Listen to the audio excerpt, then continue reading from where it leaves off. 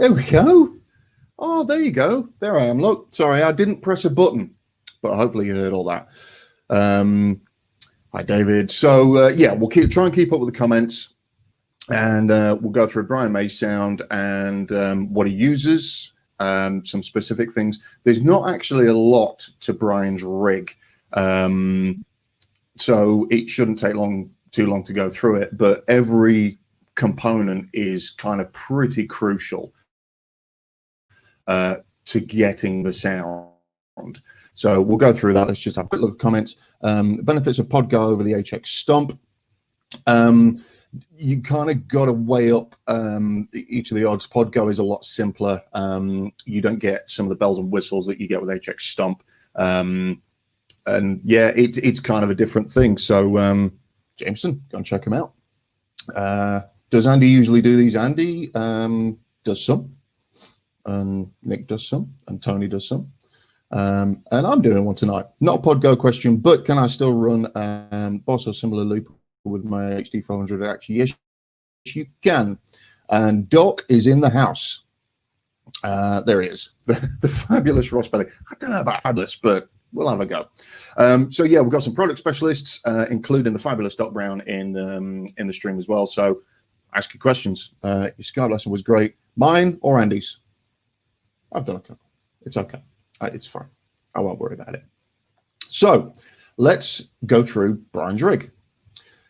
So you may or may not be aware, Brian is pretty famous for using the Vox AC30, and many of them. I say many of them. You see the kind of picture there. It's the three at the bottom are the ones that are in use. The center one being his main sound, and then the other two for some cool effects and some more stuff, which we'll cover later on. You'll see me, wrong button, there we go. You'll see his guitar there. So it was a handmade guitar, Burns trisonic pickups, and then loads of switches with kind of various kind of in and out of phase and lots of different cool stuff in there. That into the Voxers with this in the middle. So the old Dallas Arbiter treble booster. And a lot of guitar players get really scared with treble boosters because you don't really necessarily want to add treble. But hopefully as we kind of get to demonstrating some sounds, you'll see that what the treble booster does is make the sound better, because those AC30s, when they're absolutely smoking, just brutally loud, they can get a little bit fuzzy, a little bit too dark. So we will go through why you want a treble booster. And this is what my signal chain looks like. So we've got the guitar coming in. I do have a wah here. There's a volume pedal here, which I'm not really using. I'm going to turn that off. That is my treble booster. We have a chorus, which again is kind of, you know, you'll recognize that sound when we kick that in. We obviously, we have the relevant model. So we're using the A30 Fawn Bright. We can use the normal channel, but I went for the Bright. You'll see everything's kind of cranked as far as the gain and the master volume goes, because that's how he rolls. Just turn it all the way up. We've got a dual delay using the right cab, so the Silver Bell 212. Room reverb. Brian's not a kind of a big reverb guy, but we just added that for a bit of ambience, and then there is an EQ at the end, which I am not using. So the chain, like I said, is really quite simple. Just double check the comments. Wow, quality is so bad I can't see anything. Not a great deal I can do about that, unfortunately. My Wi-Fi is probably really terrible. Can't do anything about my Wi-Fi, sorry. Hopefully when this kind of gets loaded in, hopefully that will clean it up a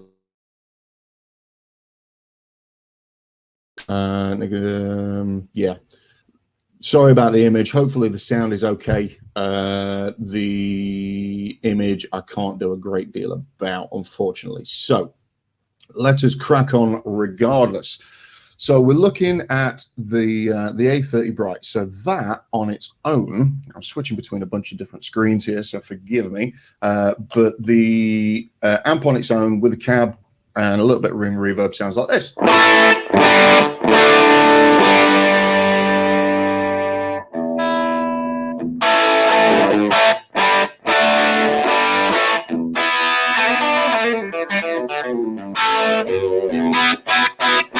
So there's not a great deal of gain on that. And that's kind of a humbucker in the bridge. Sorry, probably an important part. I'll show you what I'm using. So I don't have a brand made guitar. I certainly don't have one that I made with my dad like that. So I'm using my trusty Pacifica Yamaha 612V, and it's very, very pretty. It's really pretty. Does have a humbucker in the bridge with a call tap. But we're not going to use that because Brian doesn't use humbuckers, he uses single coils. So that is the signal chain. That's the amp on its own. Nick Bell, sounding great. Hey, Nick, thank you very much. A couple of things here. An opt-up question. Can you make the second expression input optional as external tap tempo or aux input on future update? I don't think so is the easy answer because it's just an expression. So there's no, as far as I know, I'm not an engineer, so I couldn't tell you, but no, I don't think so. But what you can do, I say as an extra input, but as an alternative input, you can use the effects loop return. There you go.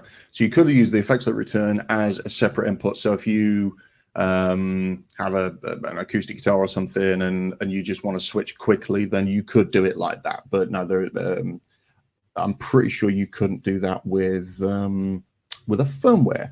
And will I have this preset available for download later? I absolutely will. As soon as I load up, comments. Oh, A34 Bright, bit of 212 silver bell, and some room reverb. So the cab, I've got an 87 condenser on there. We're a few inches from the grill, bit of low cut, high cut.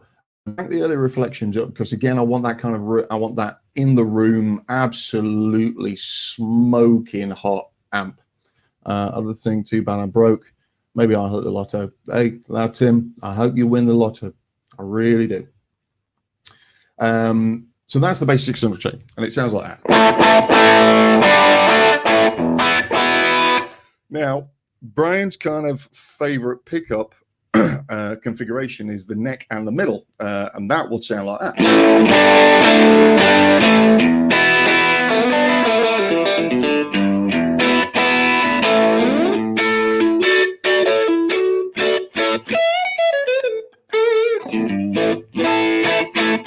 Ooh, clammy hands, sorry about that.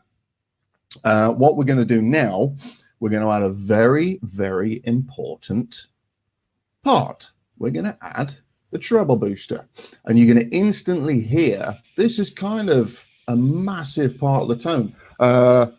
The settings on this, all I've done with this from loading up is I've just boosted the level ever so slightly just to give the front end of the amp a little bit more love, and that sounds like this.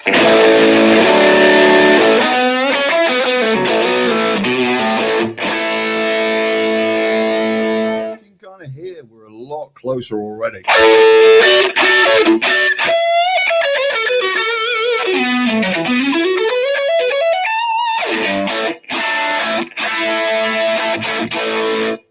Now, switch back to this. There we go. So if you're a Brian May fan, you'll hear kind of a bunch of different sounds. Some of that is through pickup switching, but you'll hear his clean sound is not actually a clean sound. It's that sound.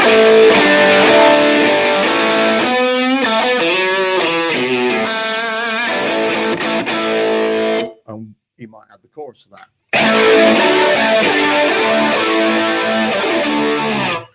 I'll try so hard not to butcher Queen riffs.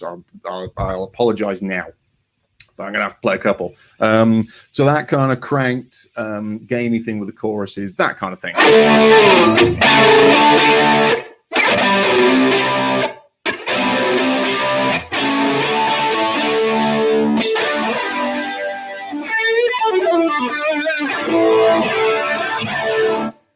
Brian's clean sound is just that.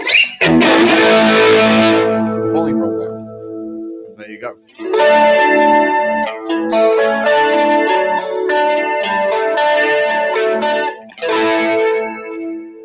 I've not touched anything. Just the volume on the guitar.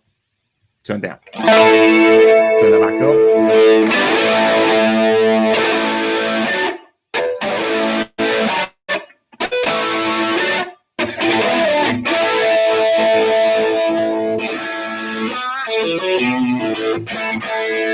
And that's kind of the core of the sound. But there's one really important part of that.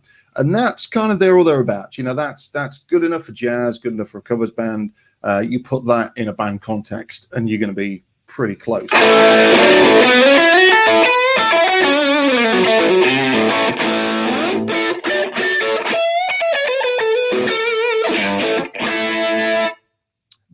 One of the most important elements. I'm using Dunlop Ultex pick for that. One of them. And it's great. And I love those picks. However, if you want to be authentically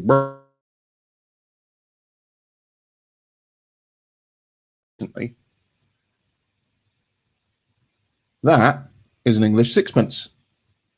There you go. And you'll hear that kind of extra sharp kind of metallic thing happening now. Especially up high.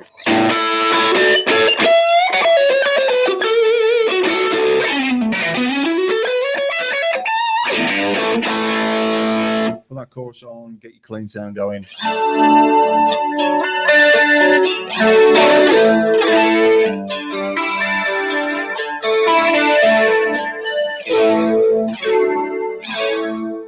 We go back to the pick.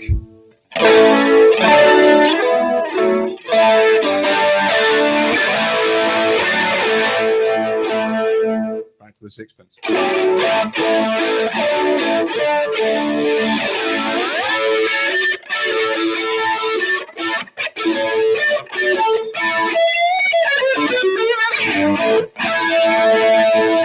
So you can see the sixpence or kind of any coin with like a serrated edge, that'll get you there or thereabouts. But sixpence was like £1 off eBay. So yeah, why not? And it's going to last a minute. So that's pretty cool. So there's, go back to edit there. So there's a couple of other things that I've done with this. I added the delay. I'm going to turn the chorus off. I will add the dual delay. So this is for that kind of Brighton rock thing. It's 800 milliseconds on one side, 1600 milliseconds the other, and it does that.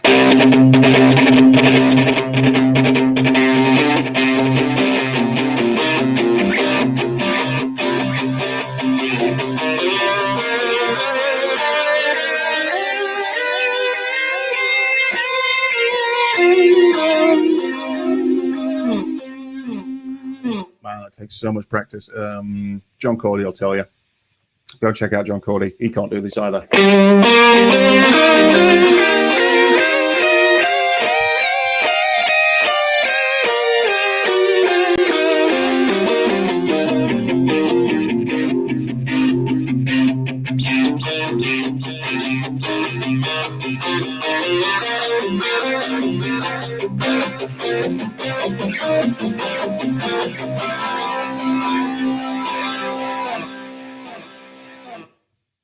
So what Brian would do, I guess, in real life. So the center one would be dry. He'd hit the guitar. The first repeat will be on one amp, and then the second repeat will be on another amp. So it's just this big spread and a wall of sound.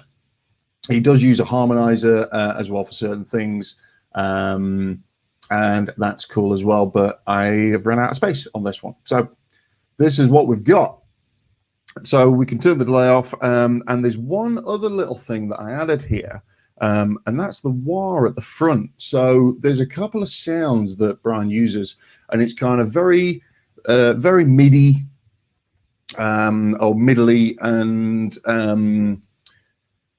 it's a peculiar sound. You listen to something like Killer Queen, and it's on there, and that's kind of what I was going for. So what I've done with this wah, I've assigned it to the expression pedal toe switch, so I can turn it on, but you can't see me, but I'm moving the expression pedal at the moment, and that is not doing anything. In fact, if I go to the volume pedal, you'll see nothing because it's off. There we go. Ignore me.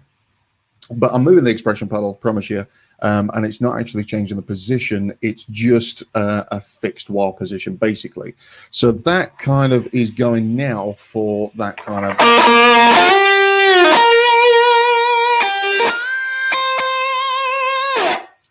I'm going to do that with a sixpence.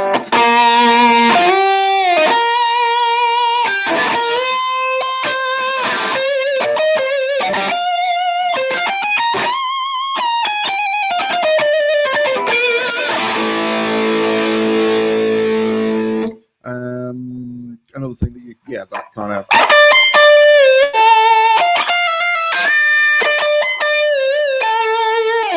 that kind of thing.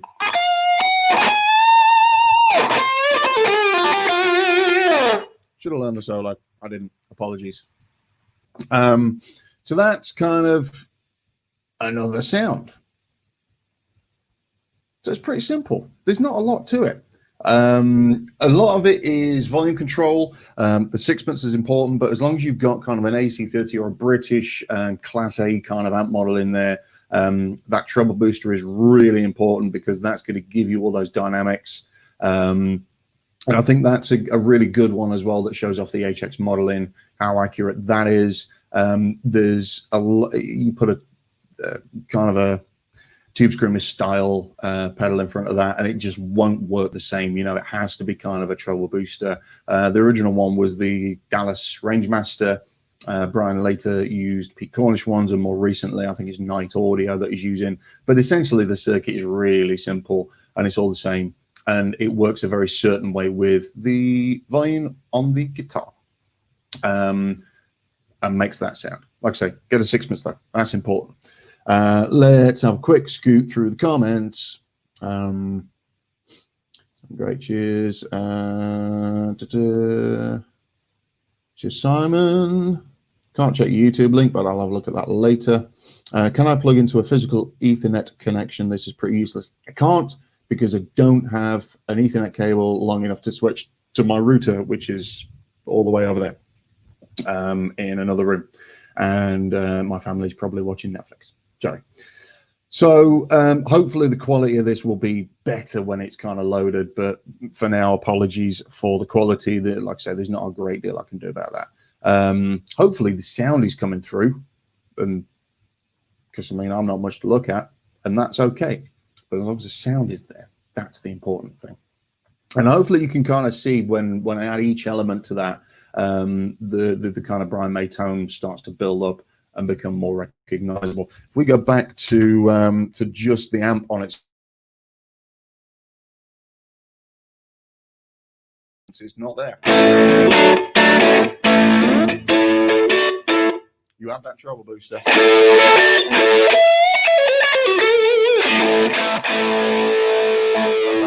Turn the volume down.